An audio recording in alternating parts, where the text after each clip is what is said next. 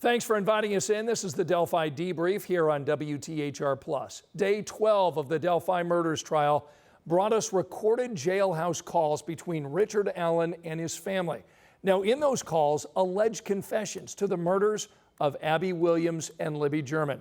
Our legal expert, Katie Jackson-Lindsay, will join me in a moment to analyze the new evidence. But first, let's get right out to Delphi tonight with our senior investigative reporter, Bob Siegel, and Emily Longnecker. Both of them were in court today as the state rested its case. Bob and Emily? Scott, the state rested its case today on day 12 of testimony, but it certainly ended strong, saving its most powerful testimony for the very end, right? And just imagine being a juror, hearing someone say that he killed two girls and hearing that in his own voice and his own words. It's a really powerful thing to hear, and that's exactly what jurors got to hear today. Yeah, to hear his voice, both talking with his mother, talking with his wife, and they listened. Yeah, they certainly did. So let's get you up to speed here on who the witnesses were today.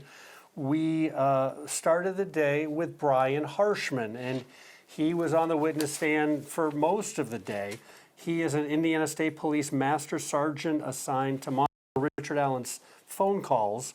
He was the 40th and final witness for the state. And then we got the first two defense witnesses after the state rested its case. We heard from Cheyenne Mill. She's a Carroll County resident who was at the bridge on the day of the murders. And then we heard from Teresa Liebert. She is a Delphi resident who owns property right across from the crime scene. So most of the day today, day 12, it focused on Brian Harshman's testimony. He told jurors that he spent hundreds of hours monitoring all 700 plus of Richard Allen's jailhouse phone calls over the past 2 years. He and the prosecutor chose 7 of those calls to play for the jury, and the phone calls were from his wife and were to Richard Allen's wife, Kathy, and to his mother, Janice. And it was interesting how it was kind of set up in court for the jury to get to listen to them. Right, and we were supposed to hear, 7 calls in the morning, but there were some technical difficulties. Yes. So we did not hear that call to his mother until the afternoon, until they came back. Right, and the judge allowed the jurors to get a transcript of each phone call, but it was the transcripts were not entered as evidence, and the judge wanted to make it very clear every time one of these jailhouse phone calls was played in court, she told the jury, the transcript that you're going to look at, that's just to help you follow along. The transcript is not the evidence. Right. It is the actual phone call that is the evidence. And a lot of the information, it's called publishing to the jury. Right. When exhibits are given to the jury, they get to keep them, put them in their folder that they can refer to later. That was not the case with these phone calls. They were instructed that it was the the audio of these phone calls that they were supposed to be listening to. So one of the first phone calls that we heard was on April 2nd of last year. Richard Allen made a phone call to his mother, and he told her in that phone call that he had recently accepted Jesus Christ as his Lord and Savior. He got very emotional. He started crying. He had mentioned to his mom that his wife Kathy had sent him a Bible, and that Bible had saved his life. It was the very next day that the confession started, and we want to read you some of those transcripts that we recorded while we were in court as best as we could.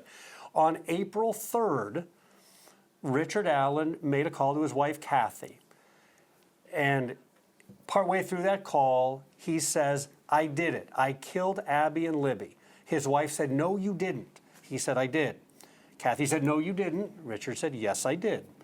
Later in the call, she says again, "No, you didn't. Why would you say that?" And Richard Allen said, "What if I did? I think I did." Kathy tells her husband, "They're screwing with you. They're messing with your mind." Richard said, "I think I did." Kathy says, "No, you didn't. Why would you say that?" And Richard says, "Because I think I did." May 10th, about 5 weeks later, another call to his wife, Kathy. And on that call, Richard tells his wife, I think I've lost my mind. Kathy says, we've all lost our minds at this point. Let's not talk about anything we don't need to. Richard says, I need to tell you something anyway. His wife says, are you sure you want to talk to me over the phone? Richard says, I think I need to. Over the course of the conversation, they exchange the following statements. He says, I need you to know that I did this. Kathy says, what? No, there's no way. She later tells him, you're not well, so you don't need to say you did something you didn't do. And moments later, he says, I have to let you know I did it. Later that same day, March 10th, another phone call. He called his wife. The phone call started with Richard saying, honey, she says, yes. He said, I may have to spend the rest of my life here. And Kathy starts crying at that point. Richard said, I don't understand. I just got to know everyone is still going to love me. And he later says, it's true, honey. She says, no, it's not. He said, it's true, honey. She says, no. He said, I just hope you can still love me. If I get the electric chair, and she interrupts and she says, no, and she starts crying, he says, will you be there for me? Kathy begins crying louder at that point, and Richard later says again, it's okay, honey, I did it, baby. So extremely powerful things that the jury heard, and there was silence in the courtroom after these calls were played, and there was another call that came later after the lunch break. It was a call to his mother, Janice, and to me, that call might have been the most compelling one that we heard. When you're speaking to your mother, and your mother telling you, I think the most compelling part for me is when she's saying, we love you no matter what. I'll always love you. Nothing can change that. But we're going to read how this call went down. And one of the calls, Alan's mom started by saying, it's good to hear your voice. And Alan replies, so did Kathy tell you I did it? His mom, Janice, replies, we're not going to discuss this, okay? We love you. You know that, don't you? And Richard says, regardless? And she says, yeah. And then later in the conversation, Richard Allen says, I'm just worried you guys aren't going to love me because I said I did it. And his mom says, look, you're not in a good place. And then she says, we'll always love you no matter what. After that, Alan again says, I did it. And then his mom replies, Rick, don't talk like this. I think they're just messing with you. And after a pause, Richard tells his mom, I love you. And she replies, I just know you don't have it in you to do something like this. And he says, Mom, why would I tell you I did it if I didn't? And that very last statement, that is the statement that to me was perhaps the most telling, because so much of this comes down to Richard Allen's mental state during the time that these calls were made, and his mom saying, you know, look, honey, I know you don't have it in you. You couldn't do something like this. And the fact that he stops and he points out to her, wait a second, why would I tell you I did it if I didn't actually do it? To me was a moment that went to his mental state. That, and I was also listening to her voice during it. She tried to stay very upbeat, and I was trying to put myself in her shoes, being a mother and listening to your child tell you this, right? And she's saying, you know, we'll love you no matter what. And her tone stayed upbeat through that. Yes. His, you know, not so much. Let's talk about his demeanor on those calls. When I listened to those calls, I heard Richard Allen in there who was relatively calm and relaxed. Very early on, some of the calls he was crying, he was emotional, but during the calls, most of the calls to his wife Kathy and to his mom, he seemed reasoned and calm. He wasn't overly emotional. It was more matter of fact what he was saying to her. Very. And again, this really comes into the demeanor, because during the calls, you know, Harshman, he was asked to talk about the demeanor, and he described Richard Allen's demeanor as calm and subdued and solemn. And then there was a point where Prosecutor Nick McLeland asked Harshman, he said, look, you have listened to this guy's voice as much as anybody Right. over the last couple of years listening to these phone calls over and over and over again, 700 phone calls.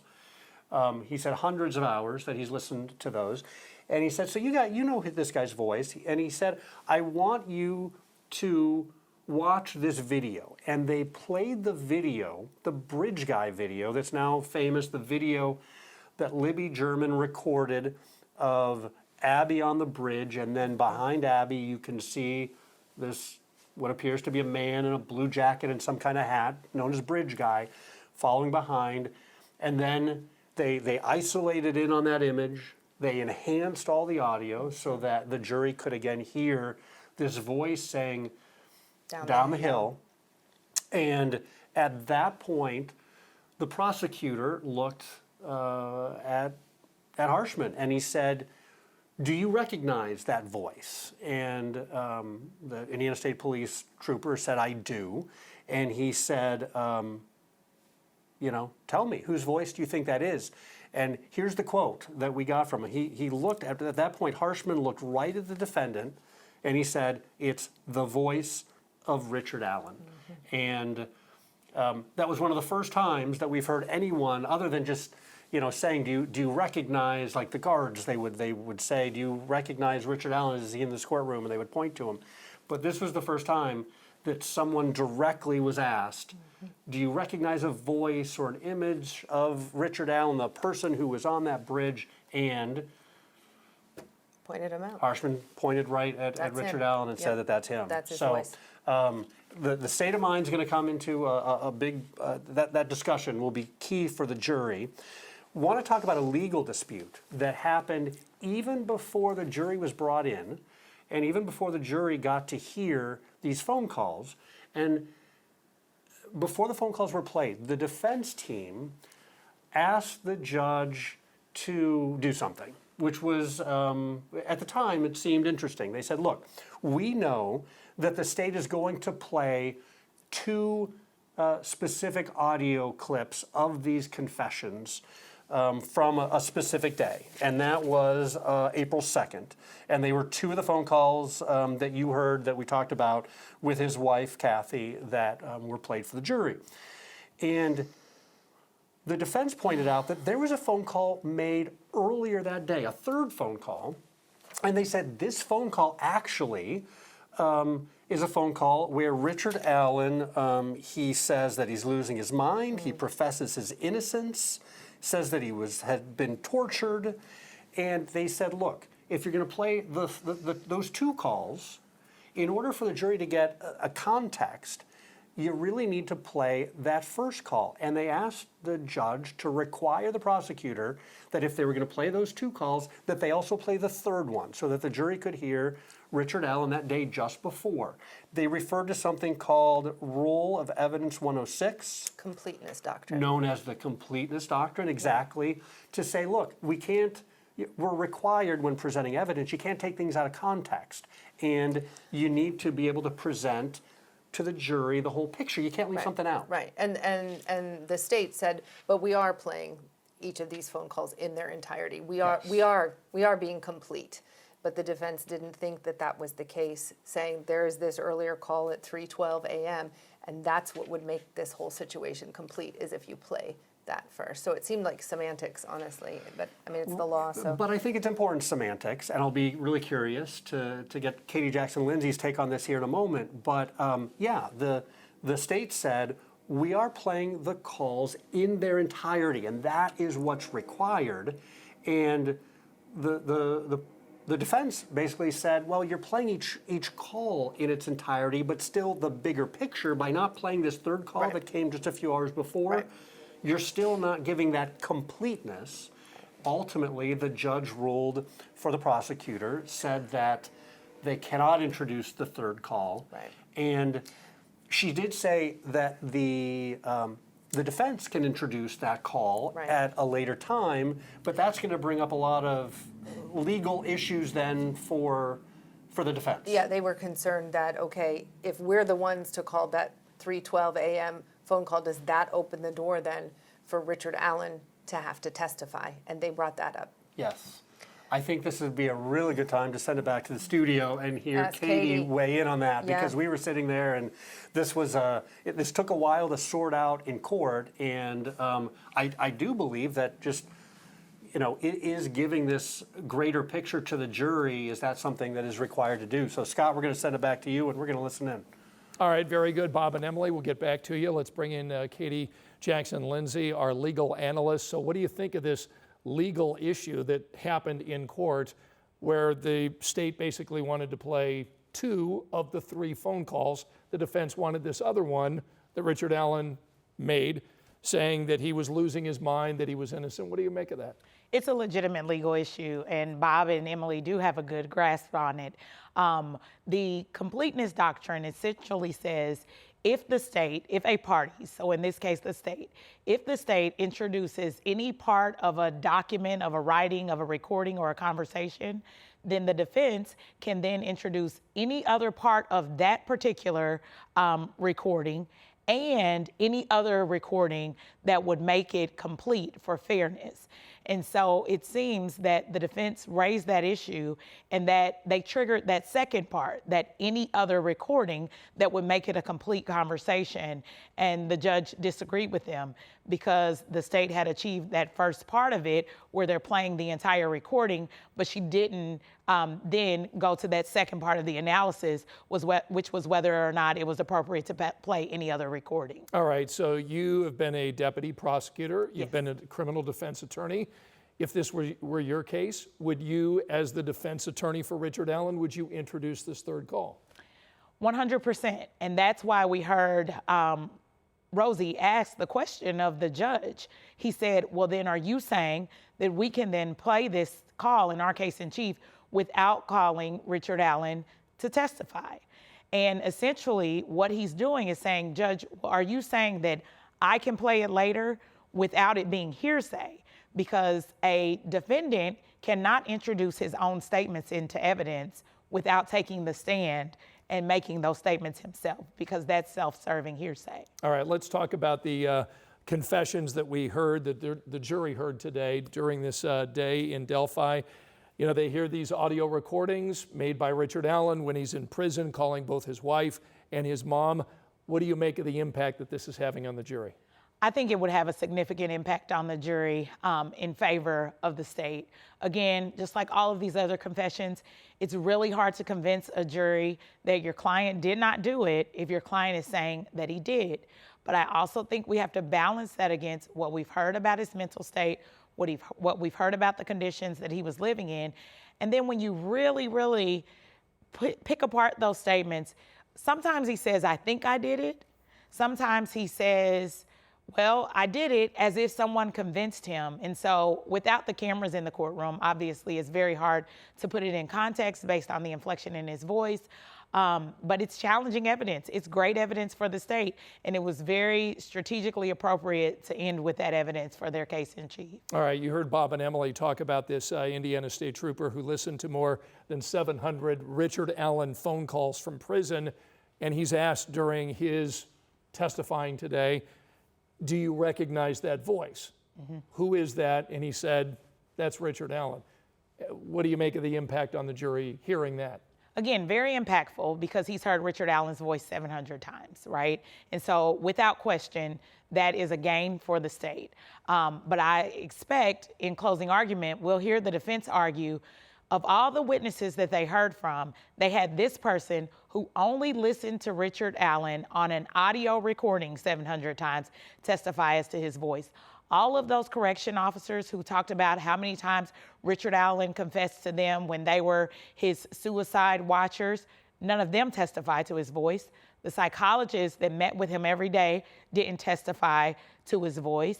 The interviewers, or the investigators, who interviewed and interrogated him, they didn't testify to his voice against that video from the bridge. And so I think it was strategically curious that they would pick the one person who never heard from him in person, who only listened to him on audio, and compare that voice to an audio recording that's been manipulated in such a way to make it more clear, which would presumably modify his voice, on that video, it's just very strategically interesting to me that that's who they would choose to identify his voice. Last question before we get out to Bob and Emily. As a deputy prosecutor, would you have brought each of these witnesses in and asked them before the trial, do you recognize the voice of Richard Allen compared to Bridge Guy?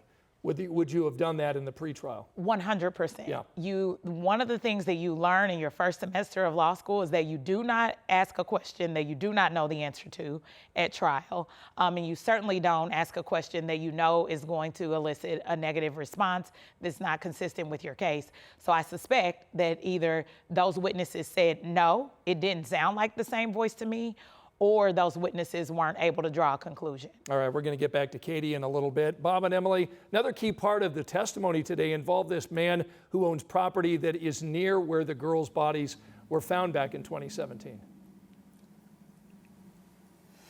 Yeah, Brad Weber, and he testified yesterday. He was that gentleman that we talked about that kind of had that outburst on the stand right at the end of the day when Andrew Baldwin, defense attorney Andrew Baldwin, was questioning him about driving home from the Subaru plant, and Andrew Baldwin saying, but you didn't drive right home, like you told police back in 2017 that first you went to work on some ATM machines, and boy, Brad Weber did not like that. I mean, he said no, and loudly. Yeah. So, and that caused quite a stir. And the way, to kind of set this up, and the way they got into this testimony today is the prosecutor asked Brian Harshman, he said, was there anything that really stood out to you about any of the confessions that you heard?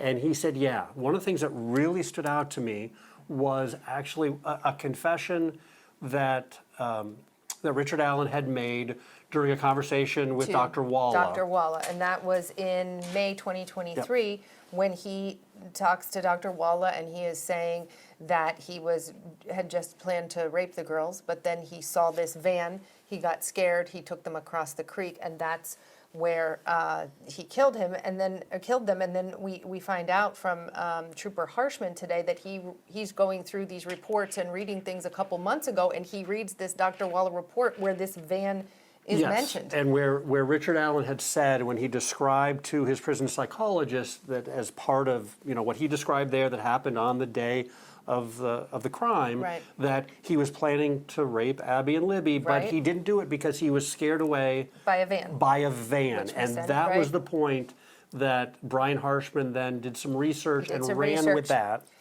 And talked to Brad Weber and realized that, okay, this guy named Brad Weber who lives right there at the end of that private drive, he drives a van. He goes back through, Harshman says, and he looks at all the tip sheets and he doesn't see any mentions of van in this investigation. So he concludes, look, this detail about this van, this is not public knowledge. This is not anywhere. This is what ties Richard Allen specifically to this. This is how we know that confession he gave to Dr. Walla, he's remembering this detail about a van, and here we have this van right in that area, and we have a timeline, and then he puts it together a timeline, and we're going to Let's talk about the timeline. Let's talk about that. Yep. And Brad Weber testified to this yesterday that he works at the Subaru plant about 20 to 25 minutes away, and he clocks out at 2:02, and we saw evidence of that yesterday. We saw his clock out log from the Subaru plant, 2:02 p.m. Then we know that Libby German, she starts recording video of Bridge Guy at 2:13. There's a timestamp on that video. Then we know that Libby's phone stops moving at 2:32 p.m. and we know that via an app on the phone. And of course, Brad Weber testifying yesterday that it takes 20 to 25 minutes to get home. So according to that timeline from when he clocks out at 2:02, and if it takes 20 to 25 minutes to get home, he would be returning home along that private drive in that area from 2:27 to 2:30, right at the time that this, according to the state's timeline, when all of this is going down. And Brad Rosie challenged that today. He said, so you have to put him at the scene from 2:02 to 2:32 for your theory to work. That he's speaking of Brad Weber. And Harshman says yes. He said, yep, yeah, that's pretty much exactly. And then this one, he said, did you consider Brad Weber could be involved in the crime if you put his van there at that time? And Harshman says no. And that was an interesting moment today because, again, as this trial has gone on, and as we've heard testimony from a few of the state police investigators, today Harshman saying, no, it never occurred to me that the fact that Brad Weber said that he drove his van along this road that is parallel right by the crime scene. Right. I never even considered the fact that maybe, even though early on he was considered a possible suspect, who then they tested his gun. They tested his gun. It was came back inconclusive. inconclusive. Right. But he said it never occurred to me that that Brad Weber possibly could be involved in this. Earlier, we heard from Jerry Holman, state police investigator. We saw the interview with him and with Richard Allen. At the end, he's just screaming at Richard Allen right before he arrested him, cussing and screaming and calling him a killer and things like that. And in their minds, it seems like they were very much convinced that Richard Allen was their guy. And today, with the testimony, was it almost to the point where they had ruled out the idea that it could be anyone else? Yeah, I mean, in that video that we saw of Holman, he said, "You did it, and I'm going to prove it. Yeah. I'm going to prove it." Yeah. So, but you know what I thought was interesting about this timeline? I mean, look, we're at this trial now here in October, but if you remember, that trial initially was scheduled to happen, in May? We were going to have it in May, and then even before that, I believe last January, there was one other time. So if you're looking at Harshman today, and he's saying, yeah, I just looked at this Dr. Monica Walla report, and they got this van detail. I just looked at it 2 months ago and kind of made this connection. That's interesting. So I was saying to myself, well, wow, what if the trial had happened in May or even before that? Would we have this? We would have this. Would we have this van detail, this connector that they seem to be connecting the dots with? Not to mention the point that when they arrested Richard Allen, keep in mind the state didn't have any of these confessions at that point. So obviously they have what they feel is a lot of very powerful evidence and helping them to put together this timeline to show, including the confessions, that Richard Allen was involved. Let's move on. Should we look at the map that kind of goes with this? I mean, we had talked about that. I mean, if you remember, we brought up this map last night. That yellow mark, that's ground zero, where the girls' bodies were found across from Deer Creek. And again, that red circle, that's where Brad Weber lives. And then you see over to the left, we've got the Monon High Bridge there. And we're gonna talk a little bit later about one of the defense witnesses today, witness number 2, who also lives in and around that area where that red circle is, right near Brad Weber's private drive, where that begins. But on that graphic where you see kind of the white line that comes away from that red circle, that's an access drive. 625 West. That the testimony would be that when Brad Weber returned from work, he would have driven along that little access drive. Yeah, I mean, although I wanted to say, sorry, and I don't mean to interrupt this, but when you said he would have driven along this access drive, maybe not, because today's witness testified that you can get to the Weber property from another entrance. From a different location. From a different location through a cornfield. So they seem to be hitting on that quite a bit, and they asked her about that. So sorry, I didn't mean to interrupt, no, that's but okay. it made me think. What state police are saying is he would have driven along that route, and that would have been the van that Richard Allen may have been alluding to that scared him off from his original plans of what he planned to do at the crime scene. True that. Let's move along. Okay. There was more testimony today involving, before the state wrapped up its case, about some Google searches that they had wanted to enter as testimony. Yeah, so I think this came up over the weekend that they wanted to enter in these Google searches, and the judge ruled today that they could. And it's associated with an email, fujaka0@gmail.com, and looking from the exhibits today, that is an email address for Richard Allen. Now, the defense has said, and they said this on Saturday, that they're prepared to have Kathy Allen testify about some of the information that came back from these Google searches in this subpoena to Google about what were these Google searches associated with this email account that belongs to Richard Allen. So we took a look just pretty quickly at some of the Google searches that were going on. We know that this email address, someone from this email address anyway, searched 11 times Delphi Murder News from January 2022 to April 2022. Also another article, Delphi, the Epitome of Evil. But 3 times someone search. This was in April 17th of 2022, 3 times in that day. Should I die now? Also, searches about the Delphi murder updates 8 times. Several searches, this was interesting, for most disturbing and most horrifying and most insidious things I could watch. There was a search. Then another search for best kidnap and hostage video. And several other things, Delphi football and just Delphi news in general, but these are the ones that stuck out the most to several reporters as we were looking at the exhibits at the end of the day. So we know these are entered in now, but we know that the defense is prepared to have Kathy Allen testify about these searches. So, and some of the things, the general things about, you know, Delphi murders and updates and things, I mean, we heard earlier, you know, witness testify that this event has, she's, in her words, she said, has turned the town and everyone in it upside down. Right. So it wouldn't be unusual Not for a people stretch. to search those things, but some of the Right. other things about Right. kidnap and things like yeah, that. yeah. those- I mean, and the state wants them in, so they think that they're significant. Yeah. So, Okay. but it sounds like the defense is prepared to knock them down through Kathy Allen. Let's talk about the surprise video today Yeah. that we heard about in court. The state wanted very much to enter a video that most people didn't even know existed until today, and according to the defense,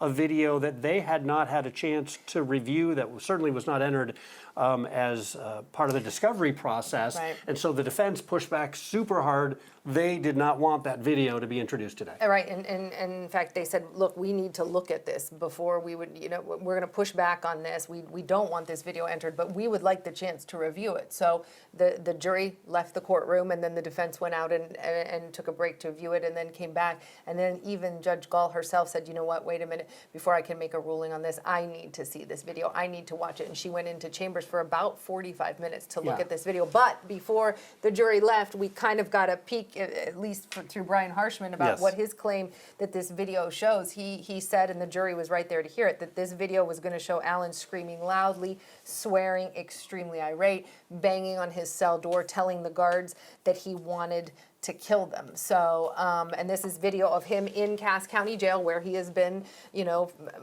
several months anyway, awaiting this trial. Yeah. So, and so the state wanted the jury to see that. The defense pushed back and objected, and Judge Gall ended up agreeing with the defense and saying that we're not going to enter that in. The jury is not going to get a chance to see that video. Yeah, and just to kind of set that up, the question that led into that video was a question from Nick McLeland, the prosecutor, to Brian Harshman, saying, have you ever seen Richard Allen act violently? And he said, yeah, I have. In fact, we have this video from just a short while ago Right. that, and he described those things about being violent and banging and threatening the guards on there. And that's when the defense was like, whoa, Right. wait a second. What is this? We've We not haven't seen seen that this. at all. And Right. again, to Emily's point, this took about an hour and a half of this afternoon's court testimony. The jury was kept out of the courtroom for long periods of time. They were sent away. And there were all these sidebar discussions between the attorneys, and it was one of the few times we've seen all the attorneys take part in the sidebar. Usually it's one or two attorneys from each side. This was all the attorneys, with the exception of Andrew Baldwin, took part in this. And then I thought it was really interesting that the judge decided that she wanted to do an in-camera review in her chambers. Yeah. She wanted to see the video herself to determine whether or not it was appropriate for the jury to see it. And even though the jury did not ultimately get to see it, they still got figured out they got a way, preview, yeah. because because Brian Harshman had already told the jury what was in this video. So Right. they didn't get to see it, which presumably would have been possibly way more damaging for the defense, but at the same time, they at least got to hear what was on the video. And I'm curious, again, if we send it back now to Scott and Katie, it took a whole lot of time today, and it did seem to really take the defense by surprise that something as recent as just in the last few weeks would be introduced as evidence, Scott. All right, Bob and Emily, let's go ahead and ask Katie about that. So the idea that this video is talked about by a state witness, but it's not ultimately shown, the judge won't allow it, what do you think the impact of that is? I think it could have a significant impact. The good thing is I think that the defense was able to stop that testimony before it was put into context. And so the jury, I'm assuming, based on what we've heard, again, we're not there, so we don't know exactly, but based on what we've heard, I'm assuming that the jury didn't know whether it was at the Cass County Jail or whether it was from his time in Westville when he was going through these episodes where his behavior was erratic. I at least hope that's the case, because if it was clear that it happened while he was at the Cass County Jail, that would be really unfair to the defense now that it has been ruled that the video won't come in. Okay, let's ask you about the Google searches. These Google searches that were done by an email address owned by Richard Allen, and there's this idea that we might at some point call and hear from Richard Allen's wife to ask about these questions, looking at these variety of Delphi coverage and some other things. What did you make of the Google search? Well, as it relates to the coverage, I don't think that that is a win for the state at all. I can't imagine that there's any Google account in Delphi that has not searched information about the Delphi murder cases a number of times anywhere in the state of Indiana, right? At least for people who have been following it, and especially for the people who are local to that area. The other Google searches could be very damaging. I mean, because based on what we've heard happened to these poor girls, this had to be a really sick and twisted person who would do such a thing. And so to think that he was potentially Googling things like the most disturbing thing that I could watch, or Googling information about kidnapping someone, I think that could be especially troubling for the defense. All right, let's talk about this witness, Brad Weber, who was the man that Bob and Emily discussed, lived close to the scene where the bodies of the girls were discovered. And this idea that Richard Allen said that he was scared away by a van, and the fact that this wasn't initially a part of the discovery in the investigation. What do you think of this idea that this was introduced, scared away by the van, that this was Richard Allen mentioning this, and that this Brad Weber has a van in that area? That was a particularly powerful piece of evidence for the state. That was one of those pieces of evidence that definitely tipped the scales towards the state, because up until this point, we have been saying, as it relates to these confessions, this is information he could have known. This is information that he could have gleaned from his discovery and the evidence that he had. But what we now know is that he wouldn't have had any information about that in his discovery, because that information was not confirmed and corroborated until just 2 months before this trial started. So when he was making those confessions, he wouldn't have known that information about a van. And so yesterday we wondered why Rosie made such an issue of being out servicing those ATM machines. Well, now we know why. The defense needs to make it where that's not actually true, where Weber's van wasn't actually driving by in that moment, where Richard Allen would have known only evidence that the killer would know. All right, we're going to get back to Katie in a little bit. Bob and Emily, let's bring you back in. So with the prosecution resting its case to the day, the defense now has begun presenting theirs. Tell us a little bit about that. Yeah, 2 women. Their first 2 witnesses of the day. The first, a lady named Cheyenne Mill. She says that she testified for the jury that she went to the bridge that day with a friend, and they started on the trail at about 2:50. And she says she knows that because at 3:12, she got a call from her boyfriend just as they were getting on the bridge. And she says before they got on the bridge, they passed an overweight man. Who she says she and her friend said hello to. They said hi, and she said that he did not reply. He just walked on past, and then they get on the bridge, and she ends up seeing 2 people she knows from high school that's on the first platform. They walk across the bridge, and she says they took their time because she said that bridge is very dangerous. She reiterated that a couple times, and then she said they got off the bridge and kind of went to the bathroom in the woods a little bit there, just right off the bridge, and then they got back on the bridge and came back over, and they were taking some pictures on Snapchat on the way going. The first photo at 3:49, the last photo at 3:55 as they are sitting on the platform dangling their feet.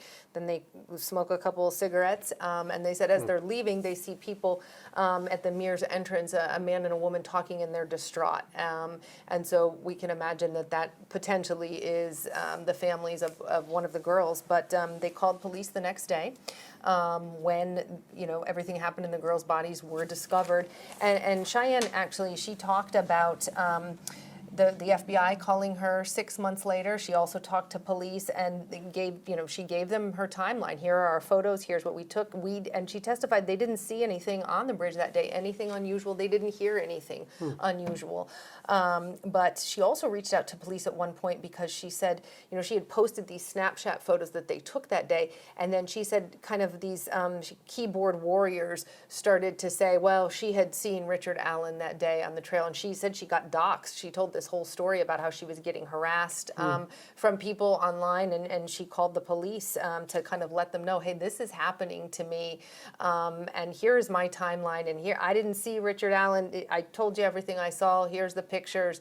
You've got my timeline. I didn't hear or see anything. So she kind of talked about just going through that, trying to do the right thing and trying to let police know, here's my timeline, here's the pictures I took, and then kind of in the end being harassed on the internet, so which we know has happened in this case and we know happens. Yep. But second witness was a lady named Teresa Liebert.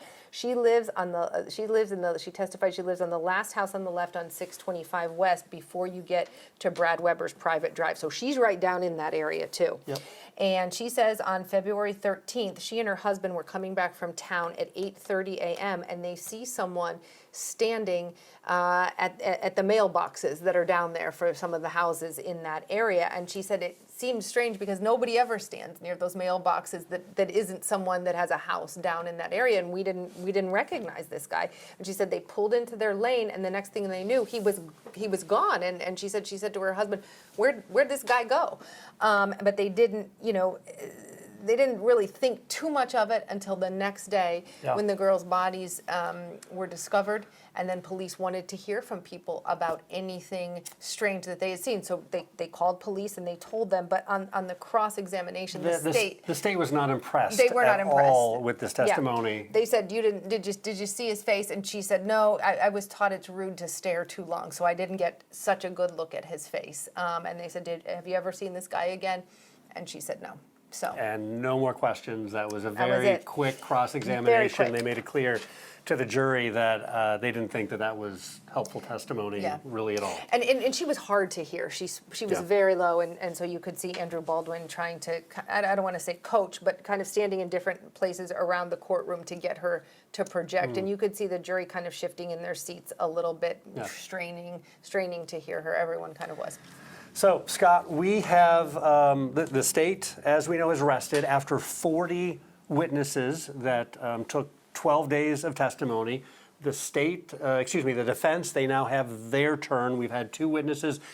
This defense has given a witness list that contains more than 120 witnesses. I don't think we're going to hear from the vast majority of those, especially if Judge Gall does not allow them to introduce this alternative perpetrator theory that they want to introduce, and we haven't yet heard anything on that, right? Well, just as we haven't, just as court was wrapping up today, after the jury left, Attorney Baldwin asked Judge Gall, he said, look, we know you're busy and you've got a lot of stuff on your plate, but are you going to make a ruling on any of those motions soon that we can introduce, like third-party suspects? And she said, I just got the second motion that you filed yesterday. I'm still looking at it. I'm still reading through it. And he said, okay, Judge, because we're trying to plan out who we're calling next, and we've got some folks under subpoena that we've got to get in here, and we're trying to figure this thing out. So basically, the sooner we know, the better. Yep. We do have a media pass to be in the front row for day 13 coming up tomorrow as we wrap up here what's technically the 3rd week of this trial. Some, again, more fascinating testimony, powerful testimony today as things now switch over to the defense, and we'll see what they have in store for the jury to try and counter that powerful testimony that they heard today. Right. So we will have more for you tomorrow night. For now, we are going to send it back to you in the studio, Scott. All right. Bob Siegel, Emily Longnecker continuing their outstanding comprehensive coverage from inside the court. No cameras are allowed. But boy, they are painting a picture that gives all of us a really good idea about what has happened every day during this trial. I do want to bring in Katie really quickly and just ask, her at least one or two questions here before we say goodnight. I want to ask you about specifically the motivation of the defense to bring in these two witnesses to start their case. Why would they choose these two, particularly the one witness who didn't seem to offer much in terms of what they did or did not see? Well, I think they're putting in the minds of the jury that there are potentially other people that were in that area. There were other strange men who were in that area who weren't familiar to the people who lived down in that area and who stood out to them for some reason. So they're putting in the jury's mind that potentially there are other people that the investigators did not look into. And is it significant that the witnesses did not identify Richard Allen as the person that they saw, you know, the day that they were out on the Monon High Bridge? Absolutely, because with these types of defense witnesses, you have to assume the defense didn't go out and find them. Right. These are likely witnesses that the state spoke to during their investigation, but deemed weren't necessary for their particular theory of the case. But the defense certainly thought that what they had to say was relevant. So even though those are small nuggets of information, that's another one of those things that we'll probably see the defense tie up in the end during closing argument. Yeah, and you heard Bob and Emily mention that 140 witnesses are on their list. We've only heard from two. It'll be interesting to see how many witnesses the defense puts on there before they rest. Absolutely. And a lot of times what you see with the defense witness list is that they also list the state's witnesses, right, so that they can't suggest that they were caught off guard by being subpoenaed by the defense. Because remember, throughout the trial, we've heard objections that the defense is asking questions that's beyond the scope of the state's questions. And so when those particular objections are sustained by the judge, it then puts the onus on the defense to call that witness back to ask those same questions. So we may see some repeat witnesses, but a jury certainly won't appreciate that because they'll feel like the state was hiding something from them that witness could have said. Last question. You heard Bob and Emily break down the idea of still waiting on Judge Gull to make a ruling on this alternative suspect theory that the defense wanted to put in and asked to put in before this trial even began, and the judge didn't allow that. What is your prediction? Do you think she allows the defense to go ahead and introduce this alternative suspect theory? Well, I think from reading the motion, she should absolutely give it serious consideration because the motion outlines each and every way that the defense believes the state has opened the door. This concept of opening the door means that you, state, have decided that you don't want this evidence to come in. So you don't get to hint towards it. You don't get to make suggestions towards it because you have to walk a fine line as it relates to that evidence as well. And so what the defense is saying is that they do not believe that the state has done a good job of walking that fine line.